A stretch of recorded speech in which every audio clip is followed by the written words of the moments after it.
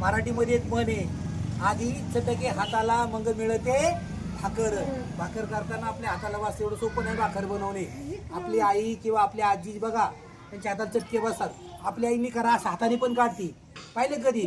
किंवा आजी आपण शकत नाही, कारण चटके बसून बसून त्यांचे हात काय झालेले असतात, कणखर झालेले असतात. म्हणून काय करायचं, भाकरीचं महत्त्व आपल्या सगळ्यांना कळलं पाहिजे. आपल्या ताटामध्ये जेवढं वाढलेलं असेल तेवढं आपण खाल्लंच पाहिजे. जेवढं लागेल तेवढंच घ्यायचं. हां, ताटात इथून पुढं काही शिल्लक ठेवायचं नाही, जेवढं लागेल तेवढंच घ्यायचं. अशा पद्धतीने आपल्या सगळ्यांच्या भाकरी झालेल्या आहे.